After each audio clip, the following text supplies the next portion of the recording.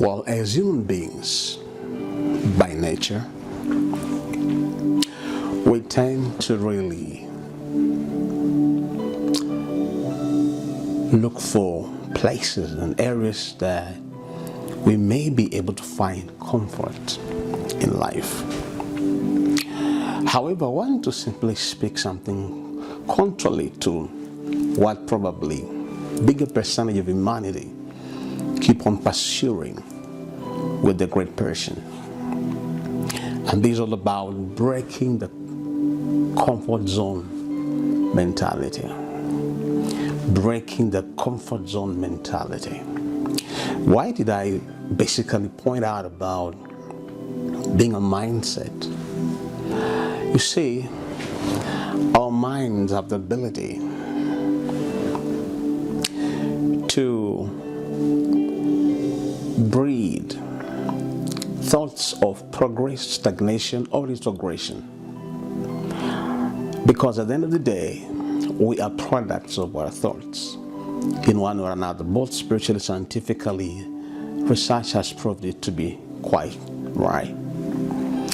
Of course, Solomon said, pretty well the way man thinks, that's the way he is actually. We are basically a product of our thoughts. And therefore, when I talk about breaking the comfort zone mentality, it is because we tend to deprive our mind from being more creative, innovative, from simply breaking the limits that basically have been established on our minds, because major limits are entrenched on our minds based on our belief and that which we feed our minds as well. And therefore we have this tendency of trying to see how we can be able to create an environment that is going to simply enable us to find our lives in a state of easiness. But I want to challenge us all today that actually, if we are going to become a person that is going to embrace comfort zone mentality, then progress for you is going to become a pipe dream, not even a pipe dream. It's not going to simply by any means happen to you at any time in life, because life is a journey. We are here basically living based on purpose, and we are always moving somewhere at the end of the day. And it's very important that we do understand that particular fact in our lives. And therefore, you that is watching, I want you to be able to understand this particular subject of breaking the comfort zone mentality, because where you are is not the end game. There are better and higher places that you can simply be able to move, and you're going to look at different examples that are going to help us to know how we can be able to break this comfort zone mentality and break to higher horizons that are meant to better enhance our lives as a people. And we'll be able to look at, of course, what simply keeps people in that particular state over time, and they find themselves in a state of fear, and they want to break loose and move to greater heights, because we are so accustomed to familiar environments, people that are familiar, we are familiar with probably, and of course, somehow you may find that actually it's quite okay. But the truth is, if you want to simply break from the common environments to uncommon environments, you must simply be determined, you must simply be deliberate, you must be intentional. And that's what we're going to look at this particular day by the grace of God. So stay with me as we go through this particular subject. We're going to look at a scenario here, a very good example. God had promised the children of Israel about getting the land of Canaan, the one that had spoken to Abraham. We do understand, we do remember pretty well in Genesis 12. And of course, they had come all the way from Egypt, after being delivered from the bondage of Pharaoh, and now they're on the way, accessing the place or the land of the promise. And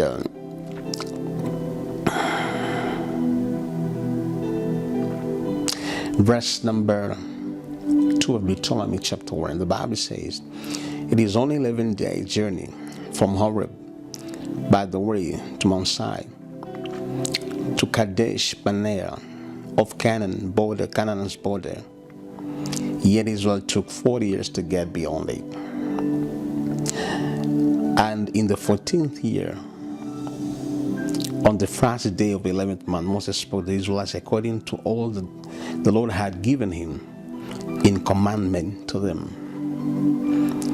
After he had defeated Sihon, king of Amorites, who lived in Heshbon, and Og, king of Bashan, who lived in Ashtaroth and Edrei, beyond east of Jordan, in the land of Moab, Moses began to explain this law, saying, the Lord our God said to us in Horeb, you have dwelt alone enough on this mountain. Turn, take up your journey and go to the hill country of Amorites and to all the neighbors in the Arabah, in the hill country of lowland, the south, Negev, and on the coast land of Canaanites and Lebanon, as far as the great river, the river Euphrates. Behold, I've set the land before you. Go in, take possession of the land which the Lord swore to your fathers, to Abraham, to Isaac and Jacob, to give to them and to the descendants after them. Now, Moses is trying to simply point out why they had to simply employ that deliberate, or they had to embark on the journey to be able to pursue the heritage, the promise that God had promised, the patriarchs of faith, as Abraham, Isaac, and Jacob. God has spoken to Abraham, then to Isaac, then to Jacob, and now here are the descendants that are supposed to simply become the beneficiaries of that heritage that God had promised. Abraham, Isaac, and Jacob. And of course in Mount Horeb, God stayed there for a while, and they were told to simply break from that particular mountain, to just rise up and of course begin to move forward. And I suppose that probably some of them had begun to develop the mindset of I think we're good now, we have been really battling here and there with it. But then that was not the place of heritage. There was still so much that God had promised, and they are not simply be able to take possession of what God had promised. And therefore God had to speak to Moses and tell these people, you know what, we have stayed here for long in Mount Horeb. We got to break this camp. We got to leave this place and move further. And you can imagine, when people stay in a place for quite a long time, sometimes you get children, you get families in that particular place. That place becomes a common place. It's a place that creates a lot of psychological adjustment, and they feel like, you're at ease in that place. And then suddenly you're told, you need to move forward again. You have to leave this familiar place and go to the place that God has already promised, and of course has prepared ahead of time. Of course, going to take advantage of those places was not going just to be a walk in the park. A war had to be simply employed, because there were persons that were really living in those particular places that God had promised, and therefore these people had to ensure that they are going to put up a fight in order to be able to get the heritage. And that's why even as believers, you may have been given a prophetic word by a man of God, by a woman of God. God may have spoken to you, an open vision, night vision, whatever, in a prophetic way. God may have spoken to you, and God speaks crystal clear. God speaks to people in different ways. Just the fact that God has spoken to you, He's not going to come to you on a silver platter. No, the enemy is always putting up a fight to ensure that you don't simply benefit from what God has promised you as a person, and therefore someone has to put on a fight prayerfully and fight for what is yours as a believer. And that's why a lot of believers sometimes they get excited when a prophetic word is spoken to them by the man of God or the woman of God at whatever place, of course. And in this case, I'm speaking about genuine, authentic men and women of God, not just any person at the end of the day. So when that prophetic word comes, let me tell you something, the journey becomes quite tough and challenging, because even though you may have simply been able to comprehend what has been said, and you simply leap up with joy and excitement, a fight must be, must simply embark on ensuring that the aggression is upscaled so that it can be able to get what is yours, because the enemy is always happy when you're in a place of frustration, a place that you cannot simply make headway in any way, and therefore you must understand. So when the Israelites were promised by God they're going to get this particular land through, there are, of course, Abraham, Isaac, and Jacob, and now their descendants that are meant to benefit. Of course, they will look at the prophetic promises and they're like, okay, and Moses is there to guide them as well to go, be able to get the heritage. But it wasn't going to come in an easy way at all. They had to simply, ensure that they go in a combat way in order to be able to succeed and get, of course, the heritage. But God had already handed over to them, and therefore they had to trust God. They had to rely on God and be able to move and be able to possess whatever was promised to them by the Lord. However, this is the point that I'm trying to put across. Sometimes the things of God are not easily accessed, because we have the kingdom of darkness, the kingdom of the light, and the enemy is always trying to charge against us to ensure that actually we don't simply reach to the heights by which God has promised us to reach in one or another. And therefore, sometimes believers, we tend to find ourselves in a state of laxity, in a state of hopelessness, in a state of letting go. Why? Because we don't want to simply find ourselves in a state of uneasiness. We don't find ourselves in a state of discomfort. We want to simply just embrace comfort and not simply embrace discomfort. But I want to say something. If you know the thing that I've gone through, if you know what the enemy has put you through, you cannot choose to stay in that particular place of subjection. You must simply be deliberate, be intentional, and simply speak to yourself and say, you know what? I'm not going to simply allow the enemy to subject me here. It may seem to be quite ideal, but yet there is a greater promise ahead of me, and I need to simply do all that I can by the grace of God to reach those heights and be able to, actualize that what God has promised me as a person. So Moses was able to put across to these Israelites and say, you know what?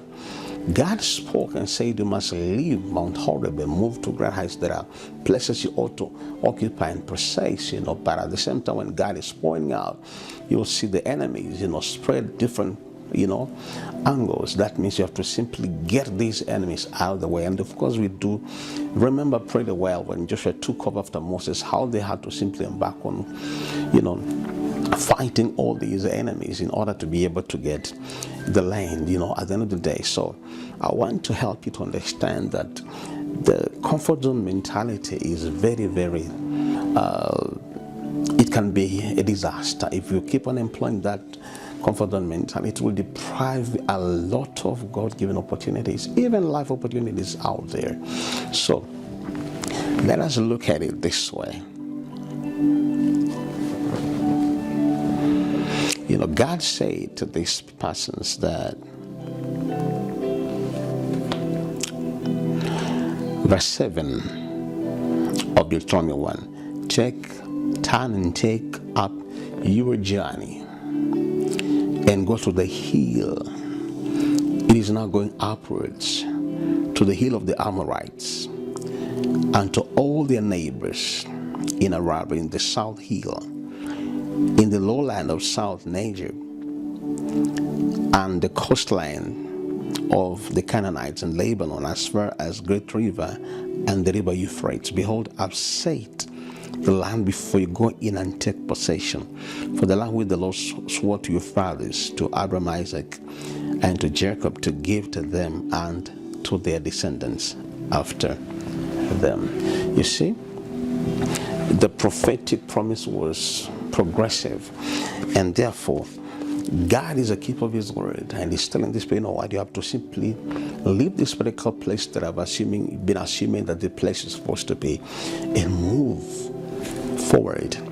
And he mentioned, of course, the nations, the persons that were there occupying those areas. And God said, I've saved the land before you, that he may go and be able to possess. And the possession was not going to come on a silver plate. As I said again earlier on, a fight had to be employed. They had to simply ensure that there's enforcement, which was going to be as a result of a war. But in this case, we as believers in the dispensation of grace, we are looking at it from a spiritual warfare. We're looking at it from simply with the demonic forces that tend to simply impede or deprive us the ability to be able to access that which is ours by the grace of God, And you as a believer, when you are totally determined and decided within your heart that I'm not going to simply live an average life, I'm not going to live a life of subjection, I'm not going to simply find myself in a state of simply saying, well, I'm just going to be here and I can't move forward, I don't want to get tired, I don't want to get pressure. Well, if you decide that I'm not going to be that kind of a person, then I can assure you that actually you're going to make headways. And a lot of people don't like that. I will tell you for sure. A lot of people don't like that. They always say in life that you got to do nothing to go up. No, rather to remain down. When you're down, do nothing, you just remain down. But if you want to go up, then some pressure must be applied. That means if you're going to go up, you must jump, because that is the law of gravity pulling you down. So you have to jump. So there is effort that is demanded whenever you go up. And that is how life is. Anyone that aspires to go up, there must be sacrifice, there must be denial, there must be discipline, there must be dedication, there must be commitment to break from the normal, from the common zones, from the common environments, to go to new horizons, new environments. You must be a person that is totally determined from within to break from these zones. And this begins with our mindset. There must be a paradigm shift within our thinking faculties. We must change the manner in which, the way we think, rather, and also that which we feed our minds with. That's very, very important. Our minds are not limited. They're limited by that which we feed our minds with, and we create a limitation by ourselves, not by people putting us in on us, but we ourselves choosing to believe that which we are supposed to be the reality, and that becomes our way of life at the end of the day. Now, I want you to understand something very important here, because as I said again, I'm going to give us different examples, rather one or two examples probably, to help us understand about the effects of the comfort zone mentality. Well, I need to understand that. Let's look at what is a comfort zone in a nutshell. Comfort zone is a psychological state in which a person feels at ease because they are not being tested. Life is full of tests. Life is full of challenges. And this is what we always tend to simply evade or avoid at all costs, because a lot of people don't like a life full of challenges. It doesn't matter what kind of a life it is, whether they're employed, whether they're doing business. In this life, we'll face challenges and tests of every kind at the end of the day, And therefore, a lot of people don't like that. A lot of people, you can simply take your time and do some get some findings. You'll really discover that a lot of people don't like being tested in some way. Inside the comfort zone, people don't typically engage in new experiences or take on any challenges. When you're in a comfort zone, you don't want to break close to different horizons, to different environments, to different opportunities, to different ventures. You just want to simply maintain familiarity. You want to maintain commonality. You want to simply zero in within the environment that you're accustomed to over time. And that deprives you from simply breaking loose to greater heights. And that's why comfort zones can become such a bigger impediment to a progressive living where our lives are concerned. If you stay in a comfort zone too long, it can make you complacent, and you will be able to discover you yourself. It's just take an inventory of your life and begin to figure out, you'll begin to find out that actually there's been such a state of stagnation in your life, and you wonder why. Because you have stayed at a particular place for too long, and probably you have become accustomed to that particular place, and you have this mindset of like, I'm afraid if I break to this new horizon, maybe something could happen. Supposing I fail, Let me tell you something. Every time you venture to different heights of life, well, the challenges will definitely befall you. It happens. Even where you are today, you didn't just get there. You tried several times and eventually you go there. The same thing applies when you want to go to greater heights at the same time. You must be prepared to be able to encounter new challenges that are going to come your way.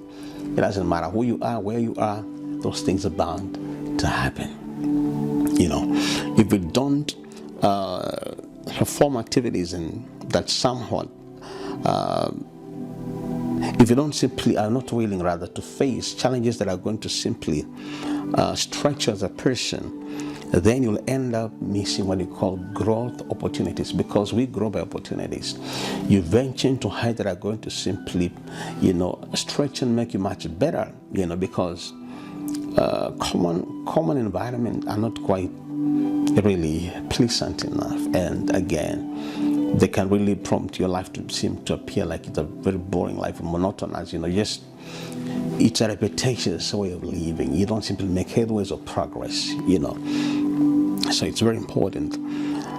Comfort zones, rather, a comfort zone might appear to be a very beautiful place. Sad to say, nothing grows in comfort zones. No progress, no headway.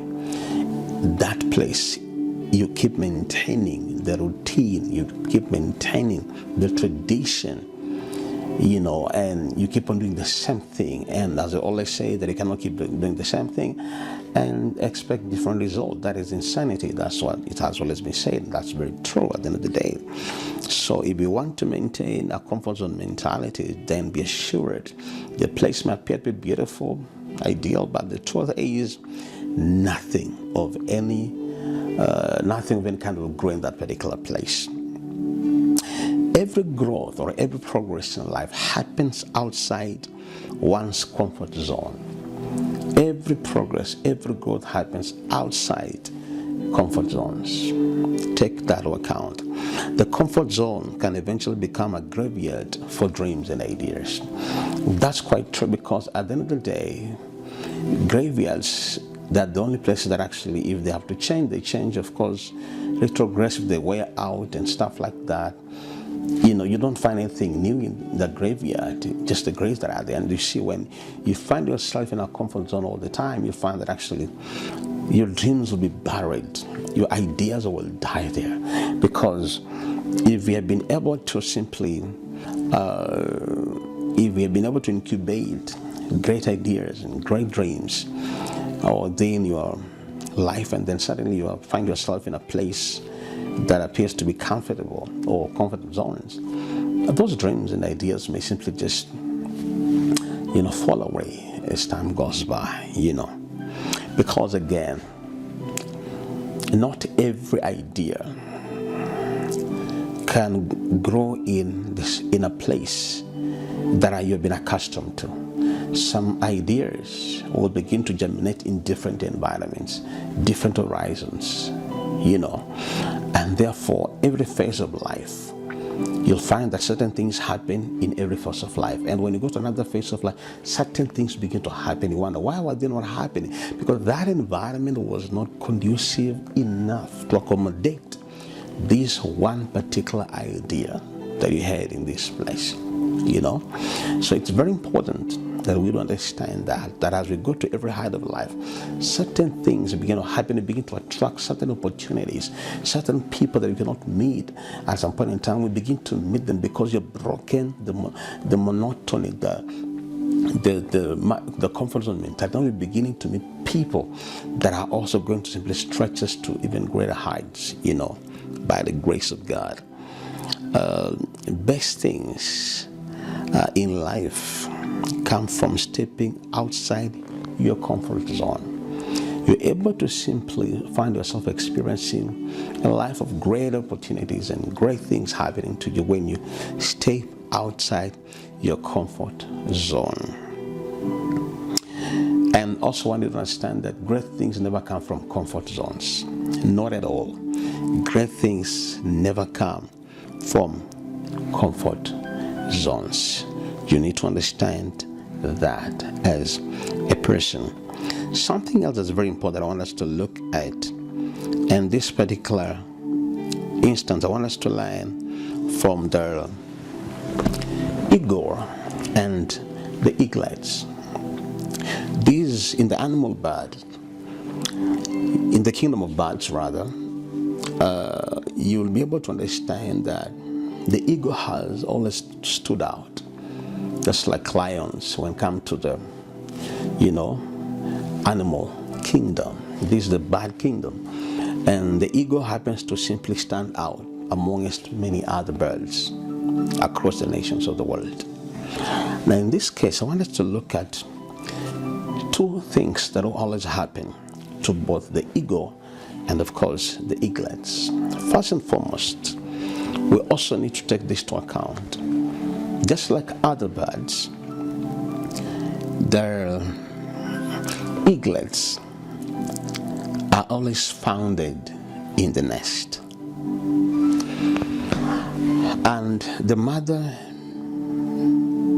eagle ensures that actually the nest is extremely comfortable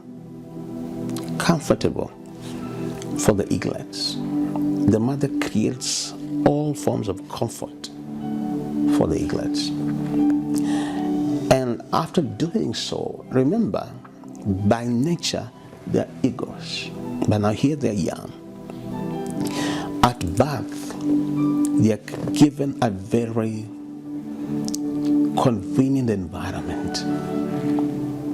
And this environment, to an extent, happens to make them appear as if that is the life they were born to have and to live.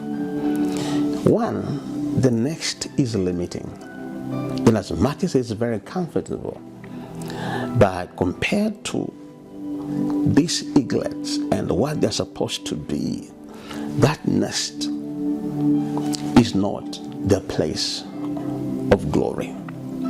And therefore, there are limits that come along with the nest, in as much as at that tender age, it is needful and useful. And as I speak about the eaglets, I'm talking about you that is also trying to face life. Maybe you're young in faith, maybe you're young in the business, and somehow things tend to be working to your advantage in a small scale. That's quite in order. Let's maintain the subject of the eaglets. Now, as time goes by, the eaglets will feed from the nest. They don't go to fetch for food. The mother feeds them within the nest, not outside the nest. So they cannot experience the outside world. But the mother goes, fetches the food, comes right in the nest and feeds them right in the nest. So everything is coming while they are comfortable. They're being fed in a comfortable way. They are sleeping and staying in a comfortable environment, yet it's limited. Limited in a way that according to the ability that is in them as eaglets, and of course eventually as eagles, that nest is too limiting for them. Now, the lesson that we need to understand that is very important. Within the nest, the eaglets rely on the mother. And the eagles, or the mother eagle, always nurture these young ones in a very responsible way. We need to understand that eagles also, that are very aggressive by nature. They are also very ferocious.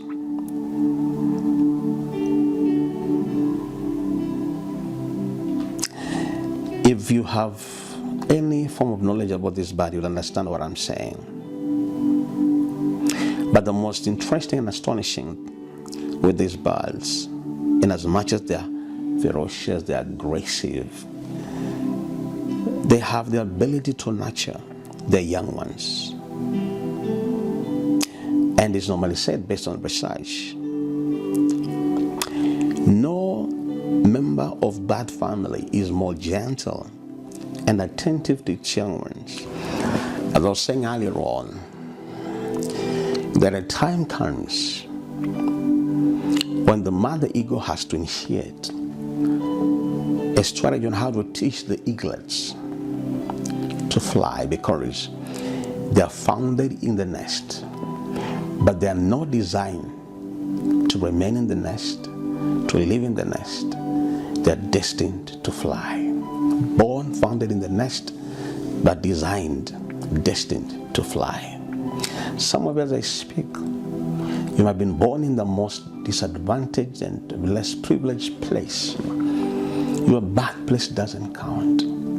The reason why you're born is what counts. And most of you, the way you entered this world, the way you entered this life, it doesn't matter.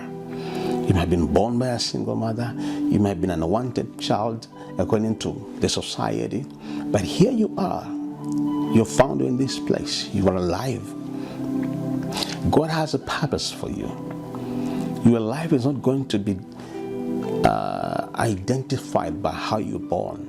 No, your entry doesn't matter, but how you live this life, how you exit this life is what matters, and how you live is what matters. Why do I say so? Because your life has a meaning, has a purpose, which is God-based, and it's for you to simply to find out exactly what plan does God has for me, what purpose does God has for me. The Bible has taught us so many examples of persons that were less privileged, that came from very unpleasant backgrounds, yet their future proved to be otherwise. They ended up as great personas, great personalities within the communities and within the nations of the world. You are not exempted.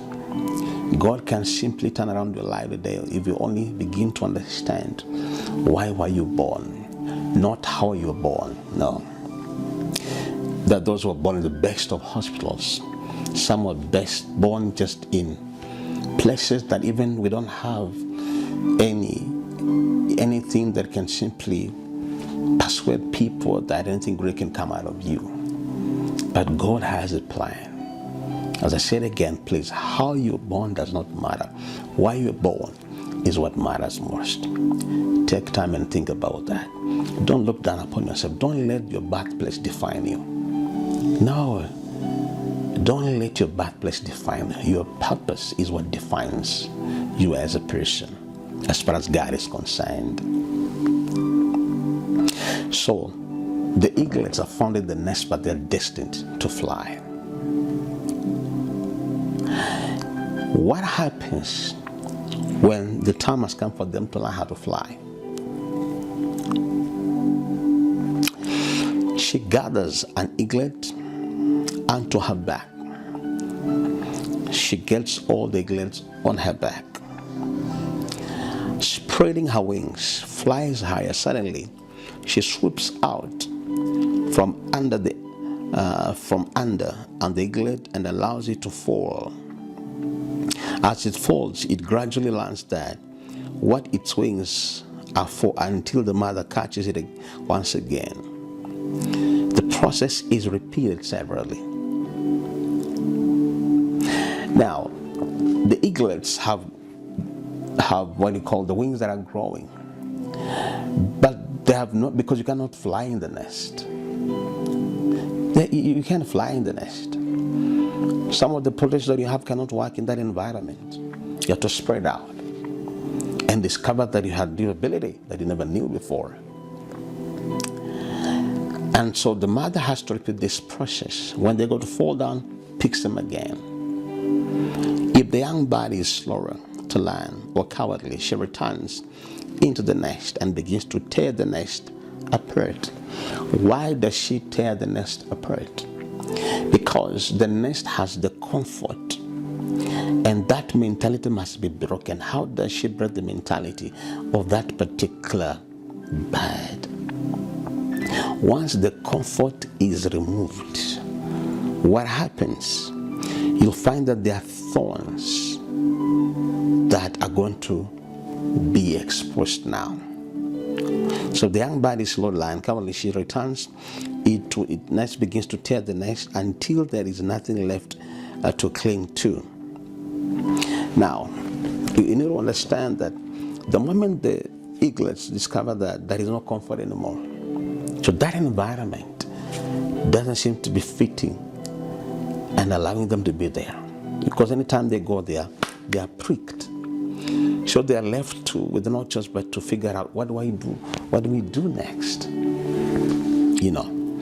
And the mother eagle knows that by doing so, something is going to happen. They will come to reality. Then she nudges off to the cliff. As I always say, the true leaders are not bosses. They grow with their people, and that we learn from the eagle.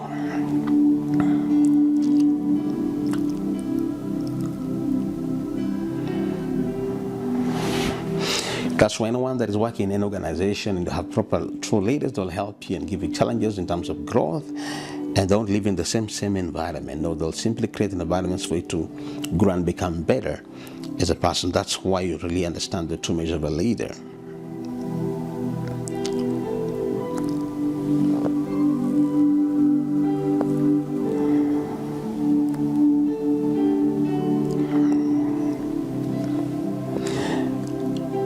Again, you need to understand this. When it is time for the eaglets to learn to fly, the mother eagle throws them out of the nest. And out of fear, eaglets try to jump back into the nest. Then the mother eaglet removes comfort layers of the nest, leaving behind thorns, as I had indicated earlier on. Eaglets shrinking and bleeding are thrown repeatedly until the eaglets ultimately start flapping their wings, getting stronger and stronger, each flap, and finally flying. This to say, the place that was somehow at some point comfortable, because of the wisdom of the mother eagle, so you know that actually these eaglets are designed to fly. And for them to be able to avoid being in the same comfortable place, this place must be uncomfortable for them. Let me repeat, let me say something. Until the place that appears to be comfortable becomes uncomfortable for you, you may not think that you are designed to go to greater heights in life. Some of you have never known why sometimes you're in a place and things don't work the way you expect. At some point they're working very well, yet God has designed that you may go to greater heights. So sometimes things begin to work to your disadvantage. You wonder, what did I do wrong? You pray, nothing's happening. You do this, nothing's happening. But God is communicating to you in some way that it's time to move to greater heights. He has a better plan for you. Sometimes you have to break from common friends, not because you hate them, but they're not pushing you to any great height. They're just simply maintaining the tradition that has been there over time. And sometimes you must break off from such kind of friendship, not because they are bad. No, please get me right. But because you're a person that is designed to go to greater heights.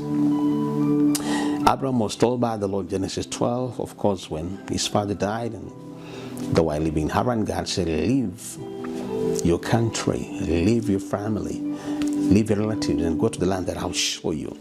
Abraham left the known place where the father had simply founded for them as a family. And here he comes and relies on God. And God said, the land that I'll show you. So God was taking them not to a familiar place, a place that was very less known to Abraham. The rest is history. We know pretty well what happened to Abraham, the patriarch of faith, the father of faith, So faith does not expose you to common places. Faith exposes you to uncommon places. That's why it's very important to embrace faith in the Lord. Now, back to the eaglets. Very interesting lesson that we're able to get from these eagles and eaglets. Now, knowing that they cannot go back to the nest, because when they go to the nest, they're being pricked. What happens is they have to simply learn how to spread the wings, and they keep on flapping the wings, and eventually they discover, they can fly. So they were not designed to be in the nest. They were meant to fly. Some of you are not meant to be where you are today. But because of your comfort zone mentality, you want to simply just grace in that place. You don't want to break off the known environment. You don't want to break off. You want to maintain that traditional life that have established over time. And that's why sometimes, even in Africa and of course other parts of the world, people have a problem of simply changing their mindset. There are a lot of traditions that have been held over the years within communities, and these cultures don't simply help people anymore. We are living in a different generation, a different time in life. Things have changed, and some things that were held before in those days are not applicable in our time. They don't seem to be appealing anymore, but people still are held bound by those traditions. In as much as maybe may have worked before those days, but they deprive people from simply making headway and even advancing at the end of the day in life. So we want to maintain the old same way of life. This has to be broken. That's why even political leaders need to understand that your dogmatic way of really ruling and simply subjecting the people over the years, with your dictatorial kind of schemes and strategies, and people are getting into the exposure of knowledge. People are becoming smart. The young generation is simply becoming more enlightened, and they don't want to simply become a people that can easily be bought, be compromised. They know what is theirs. They know how to fight for their own destiny.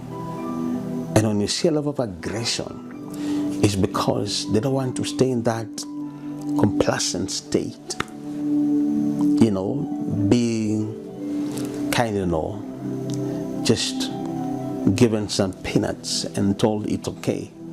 No, they know there is something much better ahead for them, and they're fighting and trying to see how far they can be able to get to better heights of life. And it's very important that the people that are in political power today to understand that generation come from with a different mindset, with a different understanding, and therefore you cannot use the old mentality to govern the new generation. There must be a paradigm shift in terms of our mindsets.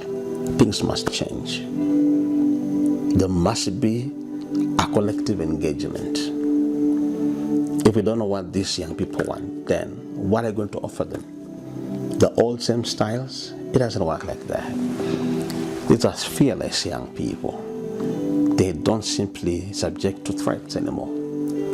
They're ready to take it on. So wisdom is calling here that we need to understand, know how do this young generation be helped and be able to, walk into their God-given destiny without being subjected or being compromised in any way. It's a lesson that they ought to learn. And therefore, that's why the mother eagle doesn't allow the eaglets in the nest. He allows the eaglets to simply experience a life that has been designed for them, and that is flying. And that's what true leadership is all about.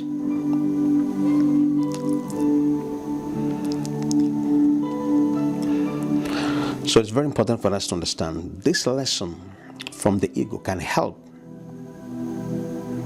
you to understand the importance of living out of the comfort zone when it comes to learning and growing.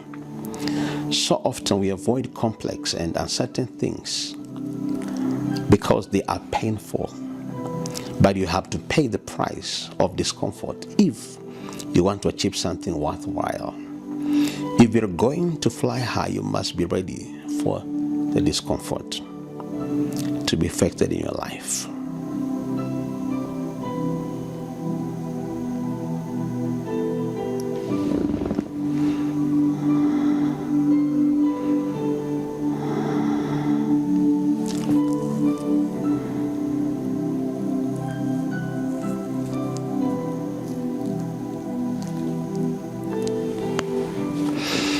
Another lesson I want you to understand about the eagle is that, let me show you. As I get to finish, let me help you to understand here something very important.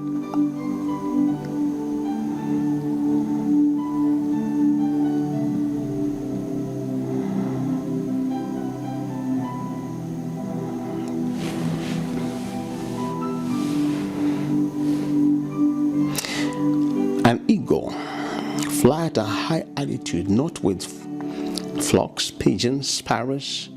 No birds flies higher. No bird flies higher like an eagle. An eagle has its own space of life. The eagle has the longest lifespan of its bird species. It can live up to 70 years. But to reach this age, the eagle must make a hard decision. In its 40, as per the research, in its 40, its long and flexible talons can no longer grab the prey which serves as food. Its long and sharp beak becomes bent. Its old-aged heavy wings, due to their thick feathers, become stuck to its chest and make it difficult to fly.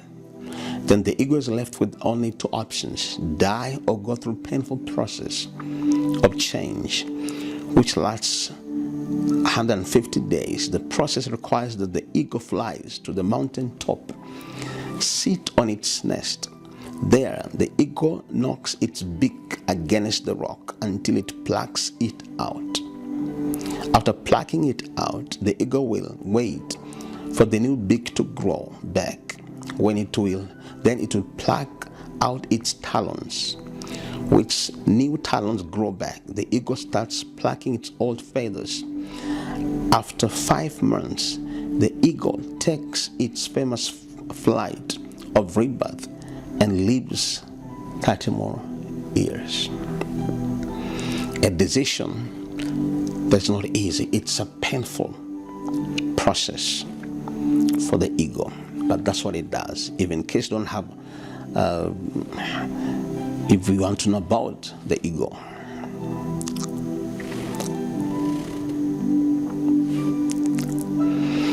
listen.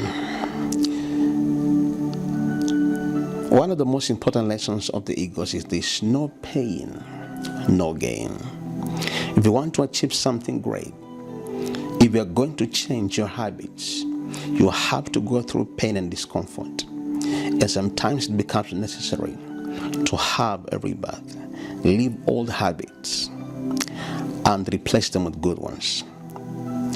A revival allows us to start a new life with more strength and wisdom as a people. An eagle is an interesting bird. Eagles like feeding on live food. They don't feed on dead animals like vultures. What is the lesson that we ought to learn? Learn to live the past and be in the moment. The eagle teaches on how to let go of the past. Everybody has a past. Sometimes good past, sometimes bad past. Often people regret the past, forgetting that they have no control over what has already happened. Past is like a dead moment. Hence, let go of it and be in the present. You must try to make the best out of this moment, because this moment is all that you have. What a lesson. And it's not wallowing about what happened in the years past, and you cannot do anything to recover those years. You can't do anything to simply change whatever happened. The only thing that you have is that you have this time, you have this moment, and the future. So do your very best to utilize this particular moment that God has given you. David said, "This is the day that the Lord has made. I'll be glad and rejoice in this day." I want you to utilize the very moment that God has given you. Don't live on the past. Don't let the pain of the past ravage your life. There is nothing that you can simply, there is nothing what happened in the past. And the eagles don't feed on the day. They don't seem to focus on yesterday. They focus on now. They eat what is alive, and vultures go for what is wasting away. And the past can sometimes waste you away. So as you ponder on what you've been able just to learn, please remember, don't be enslaved by your past. Number 2, don't become a hostage of your comfort zone. Break loose. Take time and begin to look at the great personalities across the nations. These are people that are able to really go beyond all the limits and eventually stood out and became icons of hope, literally.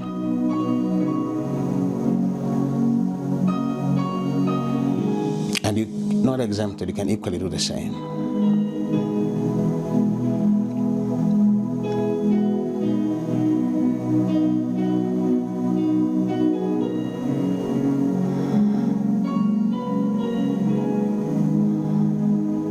It's very important that actually probably it's high time you begin to hang around people that can challenge you. The Bible says, when you walk with the wise, you become wise.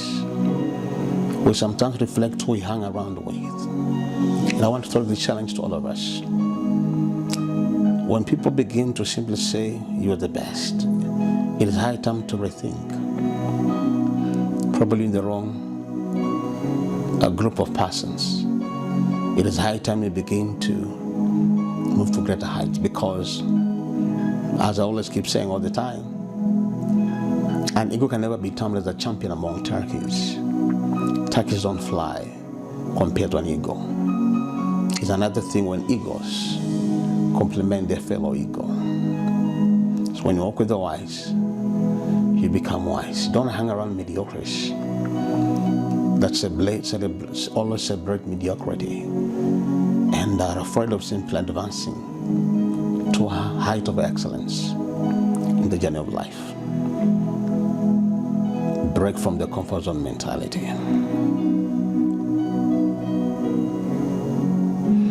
The people you hang around with, the books you read, whatever you feed the mind with, will always determine the person you will eventually become in the matters of life. Very important.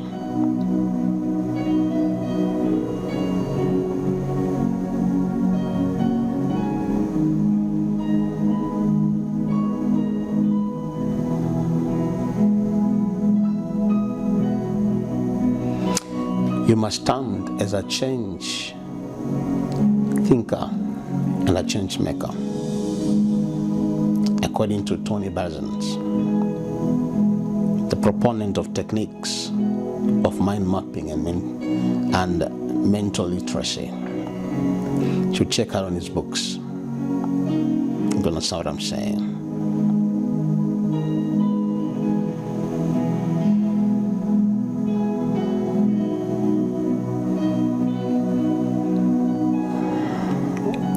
Many times,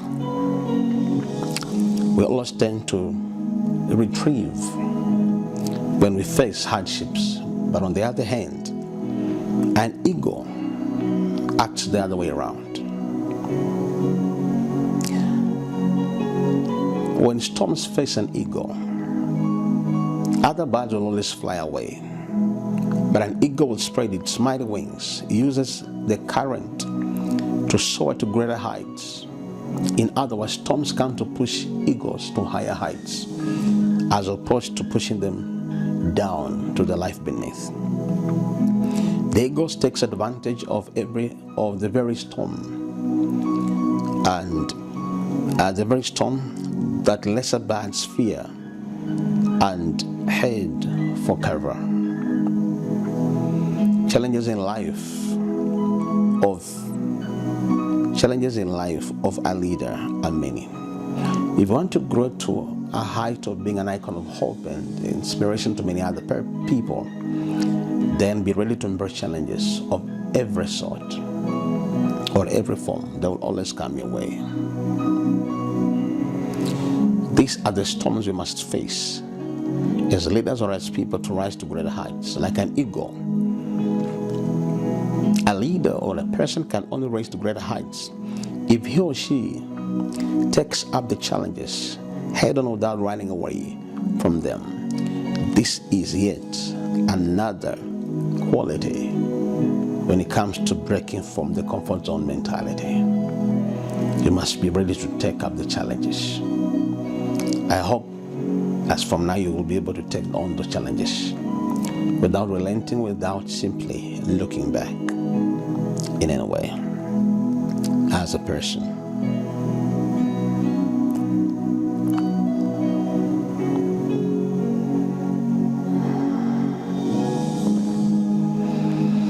So with those few words of encouragement, I leave you with your own choice to make.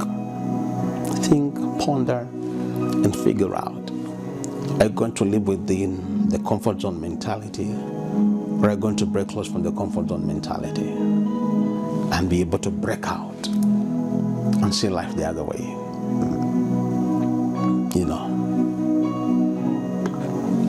Even you look at the chicks in the egg, when the time comes, they're supposed to break out, of the shell and just get out and begin to face life.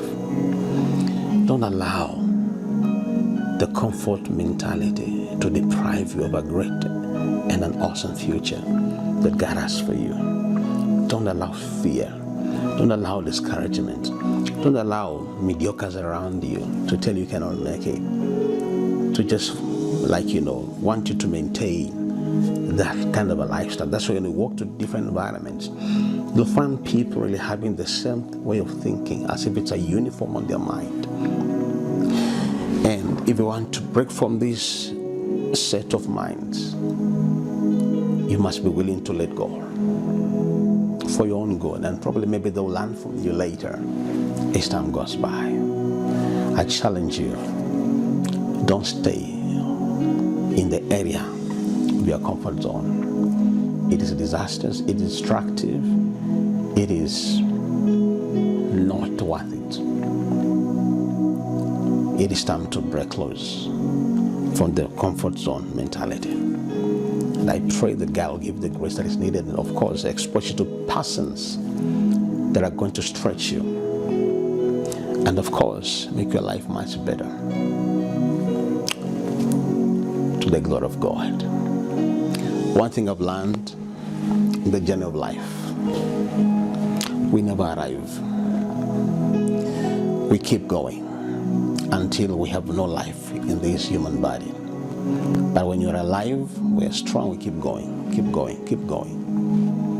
We keep going and making headways in our journey of life. Don't give up. Like the late Dr. Miles used to say,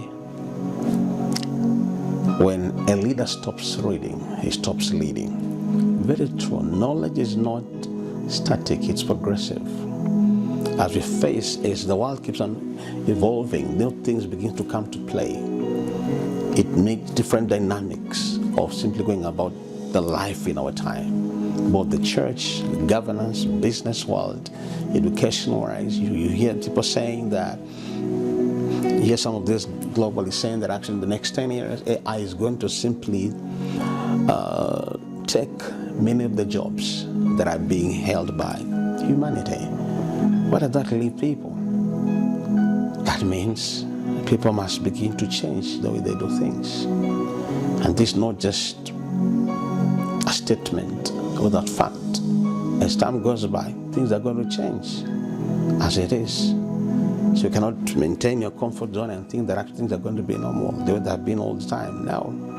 You must be smart and think ahead of time. Very important. So God bless you. Do you good and keep on stretching. Dig deep in the Word of God. Get to hear God more and refuse the comfort zone mentality. Break loose